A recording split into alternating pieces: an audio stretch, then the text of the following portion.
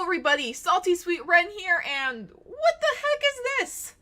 So I found this game, everyone was talking about this game all over throughout the Gravity Falls fandom, about this Grunkle dating simulator, where you can date either Stanford or Stan Lee, and Alex Hirsch himself played it in a recent live stream, and what the heck?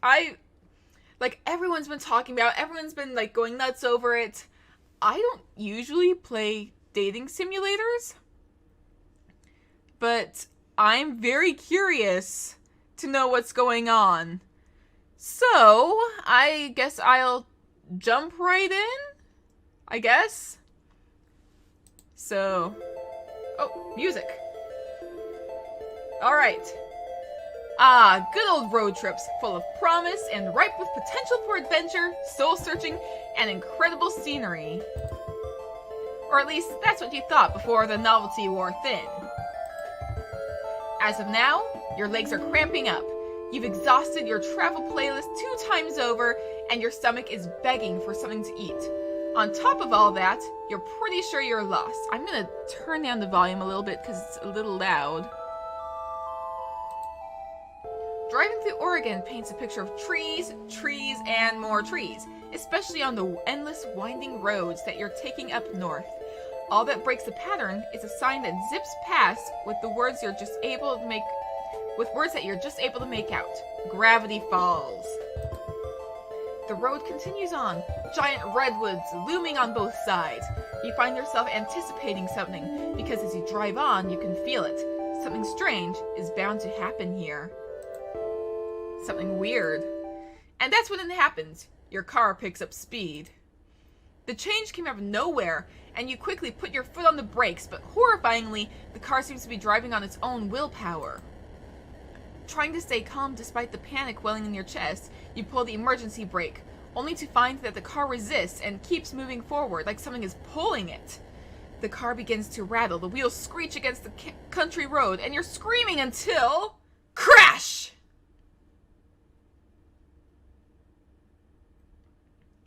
And there's the Mystery Shack. It looks great, though. Okay. There's smoke. Why is there smoke? You cough, fumble for the door, and manage to undo the lock just before the door is wrenched outward from your grasp. Something lands on your shoulder. A hand. Are you alright? I can tell because it has the 6-fingered hand there that it's Ford, and I've seen Alex Hirsch's Let's Play. I've got water here in case I need to take a drink when I do the voices, so.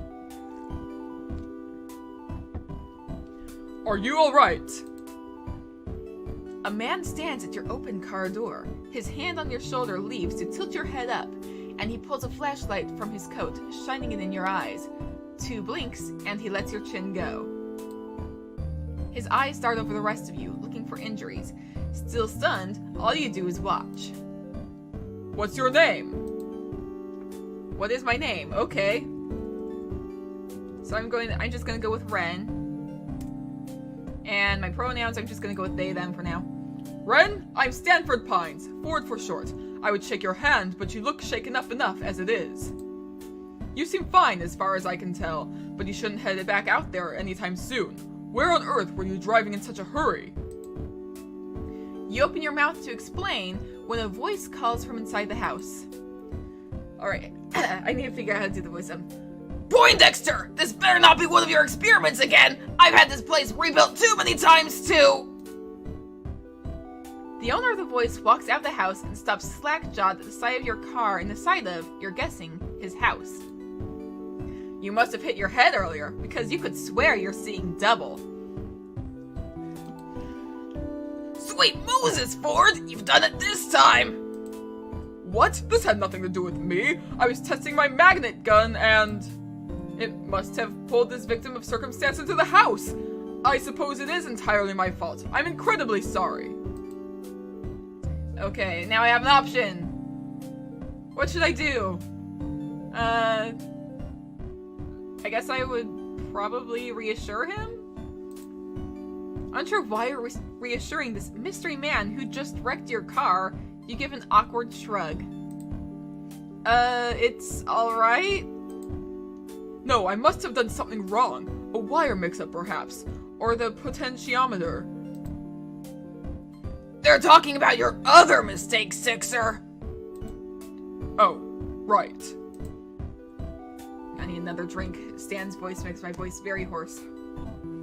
Hey, look, it's fine, alright? Sure, there's a dent in the hood from the shack's signage, and a crack in the windshield that looks like an ominous triangle, but I'm sure she'll still run. You try to start up the car. It sputters, but ultimately nothing happens. You feel like crying. Well, if it's the car I already own, it's probably not going to do much because it's already very busted. Oh. Well, let's call a tow truck for this unfortunate soul right here and forget. I'll take care of it.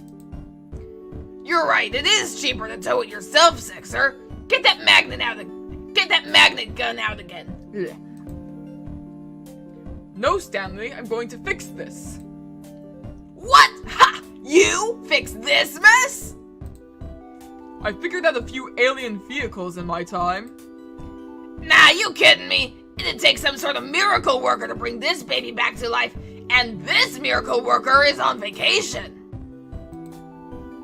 Stanley, a moment. Ford and Stanley turn away and you're left to your thoughts. Who could anticipate a car accident like this in the middle of a road trip? You can take care of the car, but how are you going to get home? They run buses out here, right? So you take a bus out of here and then... Ford clears his throat, shifting a little awkwardly in place. Seems like they finished their talk.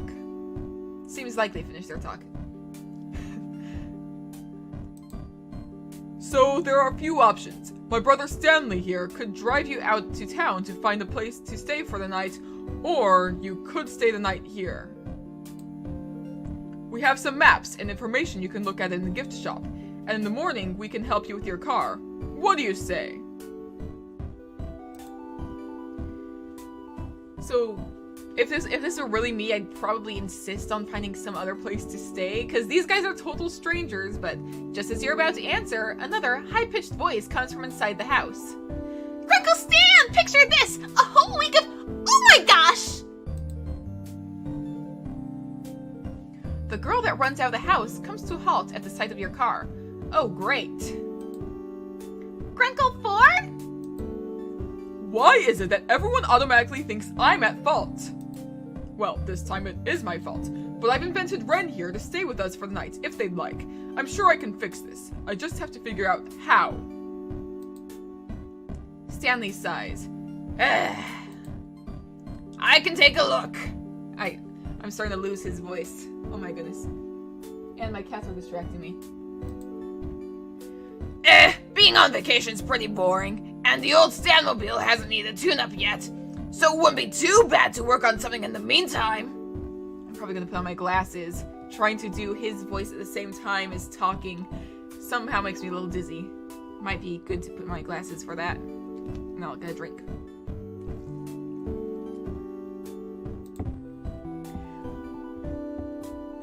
Thank you, Stanley. I'm sure I can put something together from the gadgets I have laying around if you need any specialized tools to help you with the job. And let me introduce myself. I'm Mabel. You can ask me anything. I pretty much know everything there is to know about this place. Wait, hold on. I haven't even said anything yet. I appreciate your offer to let me stay. And to repair your car. Yeah, it'll be good as new in my hands. I mean, look at my Stanmobile. She's been through the ringer who knows how many times, and she's still a beaut. He points out a red car parked a distance away. You can't really see how beautiful it is at this distance, but he sounds really confident. Well, this turn of events is, I would say lucky, but honestly, I'm kind of, like, as someone who's seen the show, I know I can trust them. But if this were just me showing up, I'd probably be pretty suspicious. So I'm just gonna go along with what I would do in circumstances like this, rather than as someone who has seen the show and knows these characters. This is not the real me. This is someone who has just met these people in the middle of nowhere. I'm just doing what I would do in circumstances like this, so it's suspicious. Free repairs, free lodging? What is this, the setup to a murder? You can see the headline now. Unsuspecting tourist dies mysterious death in backwater town. But at least the jury's still out on these people. The cost of auto repair anywhere else would show you no mercy. Well, I accept. Thanks for the help. And my apologies again. What an embarrassment. I must have made such an elementary mistake. As the pines lead you inside the house, Mabel leaves her number in your phone for you to call whenever, and you find out that Ford's twin goes by Stan. This part's the house, but just inside that door is the Mystery Shack. Hey, have you ever been to the Mystery Shack before? I wanted to, actually. I saw a bumper sticker while I was out on the road and got curious. And the thing is, I would love to go to the Mystery Shack because I've been to a tourist trap before called Meow Wolf down in New Mexico. And it kind of reminds me of it, except Meow Wolf is like, it's like there's like this mystery going on. Actually makes me think a lot of Gravity Falls in general. I definitely recommend Meow Wolf if you want to go to any tourist trap. It's like the house somehow like came to life. Every room, like I guess, is supposed to be sentient, and there's this huge mystery going on. If you have the time and it's not too crowded to navigate your way around and see all the stuff that's going on. So, kitties, what are you doing? Anyway, You're interrupted by loud triumphant Ha! Those bumper stickers were a good investment, and Sixer says they're too plain and graphically simplistic and don't even have an address on them, Stanley. How is anyone supposed to find the place to attract customers? Sixer, did you hear that? My cats are gonna be making a lot of noise. I guess they're playing, so bear with me. Well, they are graphically simplistic. I don't know how they found the place, let alone thought what is the Mystery Shack was compelling. I kinda liked it. See? They kinda liked it. Hey, I like you, Ren. How about I give you a tour sometime tomorrow? Regular price. Tomorrow? They'll have to squeeze all my get-to-know-you questions in today. Ren, tell me, capybara, yes or no? I don't know what that means, but okay. At that moment, a boy passes in the hallway at the far doorway, and Ford calls out to him. Dipper, my boy! I'm surprised I didn't see you run out to the scene of the crime. Crime? What crime? I have an alibi. Oh, you have someone with you. Hey, I'm not suspicious at all. And that's totally suspicious. What did you do, Dipper? Did you guys see that car in the side of the shack, though? For a moment, I thought the Manitars were back with a grudge. Yes, about that. Dipper, meet Ren. I've, stranded their car here by accident. They're staying here for the time being. Sorry? Stranded their car here? You crashed it?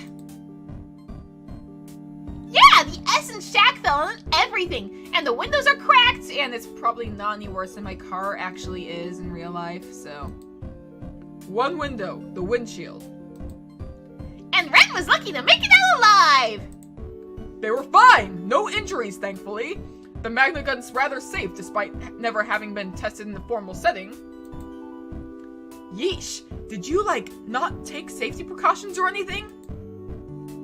Actually, the irony of the situation is I was trying to install a safety precaution. I'm not sure if I can do Dipper's voice very well. It's not too... When I try and do his voice, I don't really do it that different from my own, just a little different. I need to work on it a little more, but for now, I'm just doing what I can.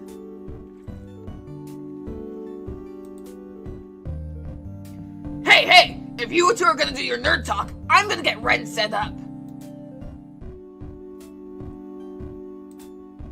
Mabel, sweetie, why don't you show Ren around? Let them stay in, the storage room. That's still empty, right? I'll make it empty. The rest of the day consists of Mabel showing you the storage room you'll be staying in, then the kitchen and the living room, and the hallway and the bathroom, and pretty much a comprehensive tour of the mundanities of a regular house. Eventually, you find out that the family is even more extended than you knew. The decorative doilies make a lot more sense knowing a grandmother normally lives here, and her grandson, Seuss. Or was it Zeus? Whatever the name, you look forward to meeting him when he comes for work in the morning. When you go up to the attic, Mabel opens the door to reveal Dipper, nose stuck in his book, but you catch him occasionally glancing up at you as he pretends to read. The next member of the family snorts up at you from Mabel's bed, a rotund pink pig who Mabel declares is her best friend and partner in crime, Waddles. The two are a perfect match, right down to their chubby cheeks and boopable noses. And in the evening, though you'd still been in disbelief over the state of your car, the family dinner and after-dinner TV marathon you'd been invited to made it seem like a normal guest day rather than a forced circumstance. Even though I barely know these people at all. Returning to the storage room Mabel had shown you earlier, you find an air mattress waiting for you and more pillows and sheets than a summer night warrants, which actually isn't that bad for me. I have a whole pile of blankets on my bed right now because I get cold a little too easily. So thank you, Mabel. I definitely need all those blankets. You wake to the weak glare of sunlight streaming in through the small high window on the wall. You can't remember your room having this kind of feature, or any hotel or motel room for that matter. And then yesterday comes crashing back to you. You glance at the time to see that you've slept into the afternoon. Experiencing the accident yesterday must have left you tired out. I keep stumbling over my words a lot lately. Despite having been assured yesterday evening that you were free to do anything in the fridge, you're free to... I'm stumbling over my words a lot.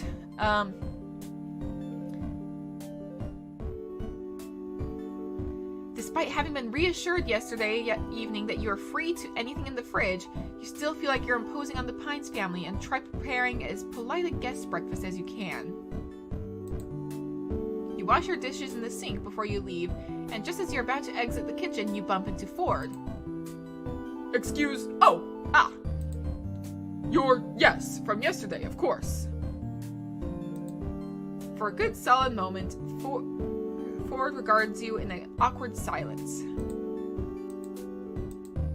Ford clears his throat. I believe Stanley is taking a look at your car outside if you want to be there for it.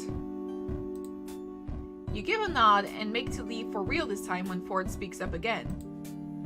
And, Ren, I'm sorry again for the accident. If I'd been smarter about...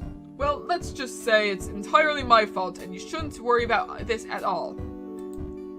When it comes down to it, Stanley does have a knack for cars. I predict you'll be back on the road in a matter of weeks. Weeks? You can't keep the dismay off your face and can't really bring yourself to try to, either. What am I going to do with weeks? Ford, who'd gone kind of uncomfortable and closed off when your face fell, recovers at the prospect of a question he can answer. Well, there's the town to tour, of course. And the Mystery Shack. But if you ask me, all that pales in comparison to... Hold on, do you hear that? Ford turns to the kitchen doorway to investigate. Sounds like... The sound comes again, and this time you hear it as well. The squeal of a pig, followed by a pair of quick footsteps running down the stairs. Waddles tumbles past the open kitchen doorway and Mabel comes into view soon after, a few sheets of paper clutched in hand. And what is she up to?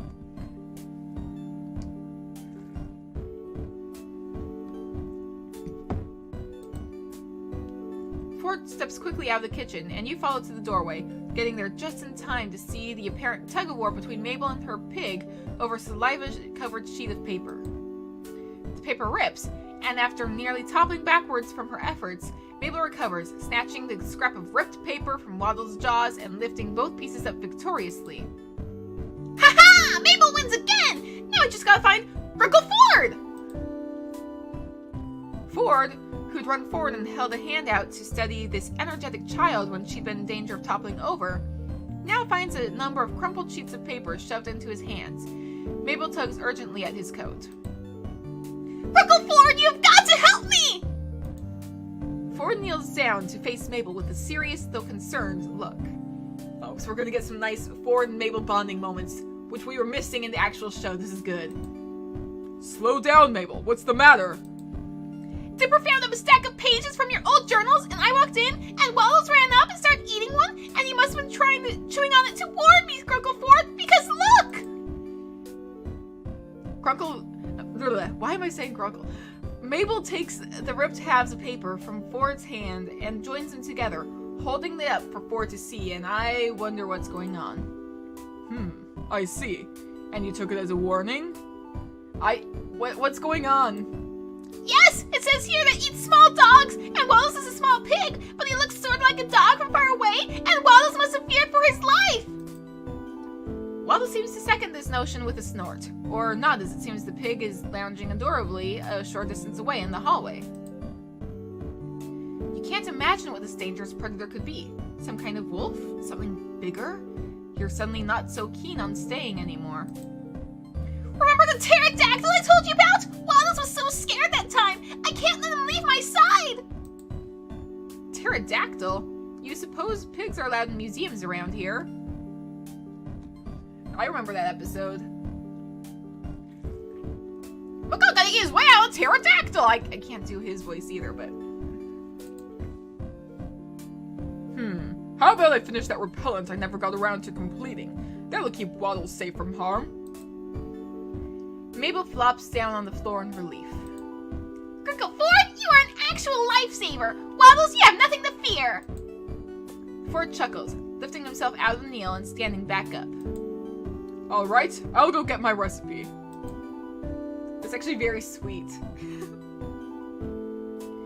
Ford turns to leave, and you suddenly remember that with nothing better to do for the weeks you're going to be here, it wouldn't hurt to get to know Ford. He seems to know what there is to do around town anyway, and you'll need that to not die of boredom in the first week. Or more pressingly, you could go check on your car and see what Stan's made of it so far. You're not exactly eager to face seeing your car in the side of a house again, though. What should I do? Okay, so I think this is the point where you decide whether you're going to interact more with Stan or Ford, who you're going to wind up with. Let's see, what do I want to do?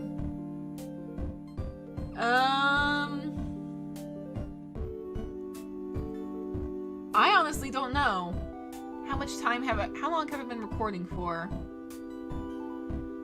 It's been about 20 minutes. I can save here, right? So I'll go ahead and do it here. And I'll return. So, I'm not sure who I'm going to try and date yet. I'm not sure what I should go for, which one I should do. Get to know Ford, check on your car. I'm pretty sure this is a turning point for who you wind up dating. I'm going to leave it here. And, I'm going to ask, a couple of my friends, going to ask my brother, and I'll see you guys in the next video. Bye!